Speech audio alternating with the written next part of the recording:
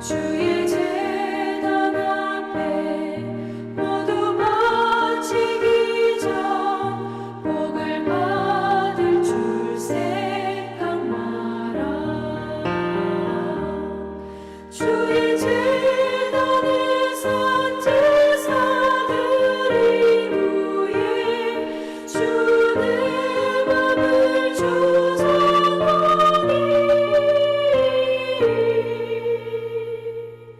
주의 뜻을 따라 그와 동행하면 영생 복락을 누리겠네. 주의 맑은 빛에 항상 활동하며 선한 사업을 힘쓰겠나. 자유 얻으려면 주의 뜻을 따라 너의 모든 것 희생하라. 주의 제단에 선 제사드린 후에 주의 맘을 주장하니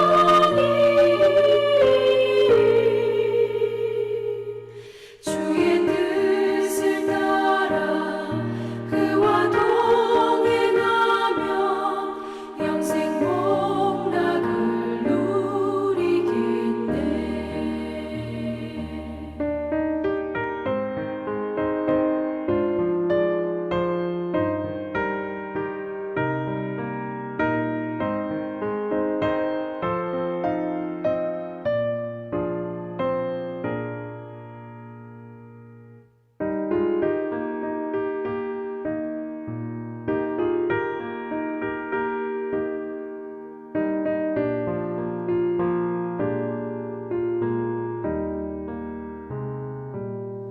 주의 제단 앞에 모두 바친 후에 주와 온전히 사귀겠네. 주님 주신 기쁨 또한 그의 사랑 어찌 말로 다 형용하랴. 주의 제단에 선 제사드린 후에 주의 맘을 주장하니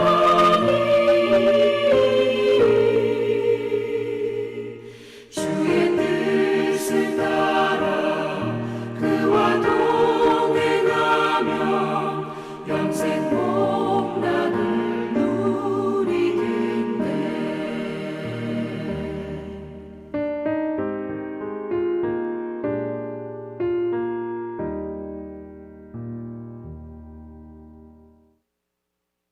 전능하사 천지를 만드신 하나님 아버지를 내가 믿사오며 그 외아들 우리 주 예수 그리스도를 믿사오니 이는 성령으로 잉태하사 동정녀 마리아에게 나시고 본디오 빌라도에게 고난을 받으사 십자가에 못 박혀 죽으시고 장사한 지 사흘 만에 죽은 자 가운데서 다시 살아나시며 하늘에 오르사 전능하신 하나님 우편에 앉아 계시다가 저리로서 산 자와 죽은 자를 심판하러 오시리라.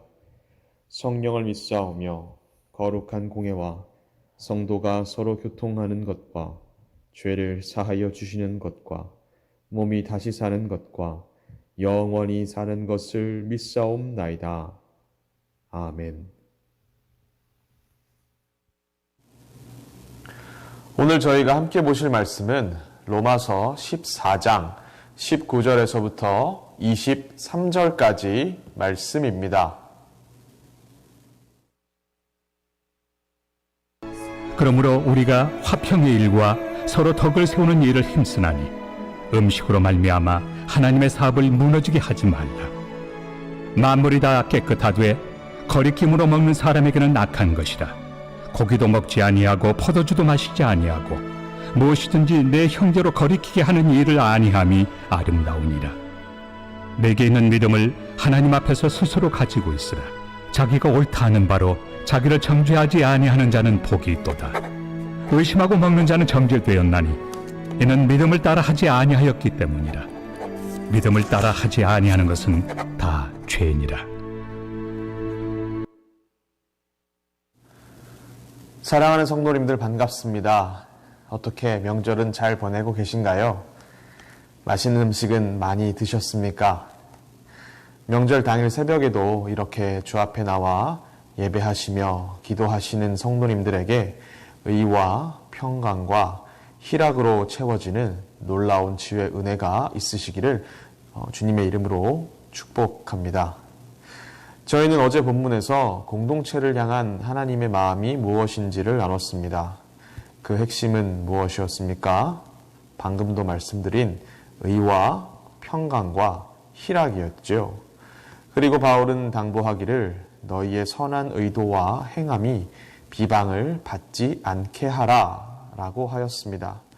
또한 바울은 어제 본문의 마지막 절에 무엇이라고 하였습니까? 그리스도를 섬기는 자는 하나님을 기쁘시게 할 뿐만이 아니라 사람에게도 칭찬을 받는다 라고 하였죠. 아주 중요한 포인트가 아닌가라는 생각이 듭니다. 왜 그렇겠습니까? 우리가 하나님을 기쁘시게 한다고 말하면서 공동체의 분열을 일으키고 사람의 마음을 상하게 하는 것을 종종 보지 않습니까? 물론 우리가 진리 앞에서 타협하면 안 될 것입니다. 그러나 오늘과 어제의 본문은 진리를 논하는 것이 아닌 먹고 마시는 것으로 일어난 음식의 문제에 대해서 말하고 있는 것인데요. 하지만 진리가 문제가 아니다 하더라도 시험에 들면 공동체가 와해될 수도 있는 부분인 것 같습니다. 자, 이에 바울은 오늘 본문에서 뭐라고 하죠? 20절에 하나님의 사업이 무너지게 하지 말라라고 표현하는 것을 볼 수 있습니다. 자, 여기서 말하는 하나님의 사업이란 무엇을 말하겠습니까? 예수의 이름으로 모인 공동체 안에 예수의 모습이 사라지게 되는 것을 말하고 있진 않을까요? 다시 말해서 죄악된 사람들 가운데 예수로 임하신 하나님의 나라가 무너지는 것을 말할 것입니다. 그러므로 바울은요, 먹는 것으로 거리끼지 말고 화평의 일과 덕을 세우는 일에 힘쓰라 라고 권면하지요. 또한 바울은 22절에서 어떻게 말하고 있습니까? 하나님에 대한 당신의 믿음과 신념을 스스로 가지고 있어라 라고 합니다. 아마도 이들은 믿음이 강한 자들을 얘기하겠지요. 그리고 자신을 정죄하지 않는 사람은 복이 있다 라고 말하는데요. 자, 이 말씀을 종합해 보자면 믿음이 강한 자들이 자신의 신념을 연약한 자들에게 자랑하지 않으므로 자신의 행동에 대해서 책망할 것이 없는 사람들에게는 복이 있다 라고 말한다라는 것입니다. 자, 그러나 바울은 의심하고 먹는 자는 정죄를 받았다라고 합니다. 믿음이 연약한 자를 가리키겠지요. 왜냐하면 그것은 믿음을 따라서 행동하지 않았기 때문이라고 하는데요. 자, 여기서 믿음을 따라서 하지 않는 행동이란 여전히 율법 조항을 무시해도 된다라는 믿음이 없다는 것에서 비롯된 것일 것입니다. 자, 그렇다면 이것은 무엇을 말할까요? 무엇을 의미하겠습니까? 여기서 바울이 말하는 믿음은 어떤 믿음이겠습니까? 율법의 조문을 초월하는 믿음이란 그리스도를 믿는 믿음이다 라는 것이겠지요. 그런데 그리스도를 믿는 믿음이 부족하여서 율법에 부정하다 말하는 음식에 대한 의심이 생긴다면 먹지 말아야 할 것입니다. 왜냐하면 믿음의 부재는 자신의 양심을 속임과 동시에 하나님을 신뢰하지 못하는 것임을 나타내기 때문인데요. 사랑하는 우리 성도 여러분들, 오늘 우리가 나눈 본문을 통해서 무엇을 교훈으로 삼으면 좋겠습니까? 어제부터 오늘의 본문은 믿음이 연약한 자들을 향해 초점이 맞춰져 있죠. 그러므로 믿음이 연약한 자를 배려함으로 화평한 공동체를 세우는 것이야말로 사랑으로 교회를 세우는 일일 줄 믿습니다. 또한 그것이 바로 하나님의 뜻이겠지요. 계속해서 저희가 나누고 있는 로마 교회는 진리가 아닌 먹는 것으로 하나님의 사업을 무너지게 하는 지경까지 왔습니다. 자, 그렇다면 우리 교회 공동체는 본질이 아닌 것으로 연약한 성도들의 마음을 어렵게 하는 일은 없을까요? 성도님들은 교회 사역을 감당하시면서 무엇을 가장 우선에 두고 계십니까? 하나님께서는 우리를 사랑하시어 우리에게 생명을 허락하셨고 내가 값없이 받은 사랑을 다시금 전하라 명령하셨습니다. 그리고 그에 대한 실천으로서 각자에게 맡겨진 자리를 감당하고 있는데요. 과연 맡겨진 자리를 바라보는 우리 마음의 중심은 사람을 살리기 위함에 쏠려 있는지 아니면 단순히 내가 책임져야 할 일로만 교회 사역을 바라보고 있는지 우리를 돌아보고 점검해 봐야 할 것입니다. 사랑하는 성도 여러분들, 우리가 주의 말씀에 의거하여 온전히 주의 속성을 나타낼 때에 주의 교회는 굳세어지고 강건하여질 줄 믿습니다.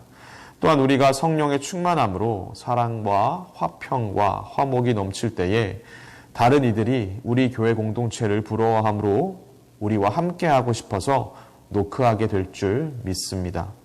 사랑하는 성도 여러분들, 하나님은 우리를 사랑과 화평과 화목의 도구로 세우셨습니다. 맡기신 직분을 잘 감당하여서 공동체를 연합시키며 내가 다른 사람으로 인하여서 세움을 받은 것과 같이 나 또한 연약한 지체를 세우는 주께서 맡기신 일을 올바로 감당하시는 빛의 통로가 되시기를 주님의 이름으로 축복합니다. 기도하시겠습니다.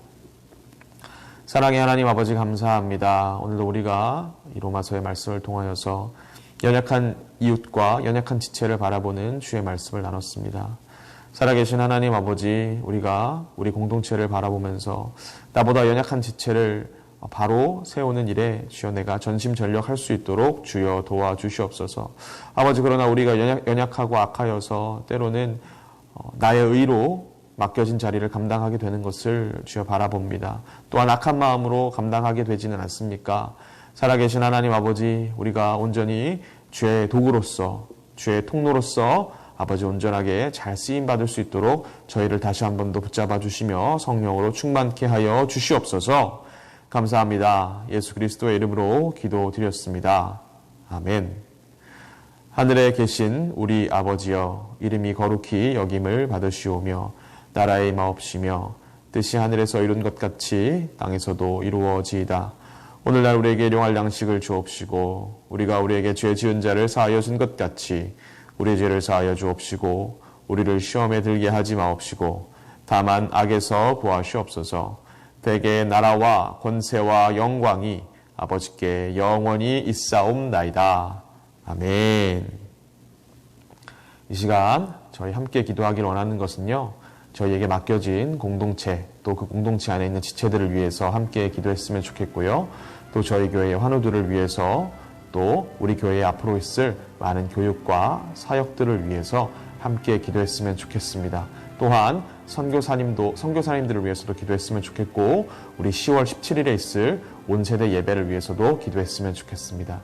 우리 시간 함께 주여 한번 크게 부르짖고 간절히 기도하시겠습니다. 주여!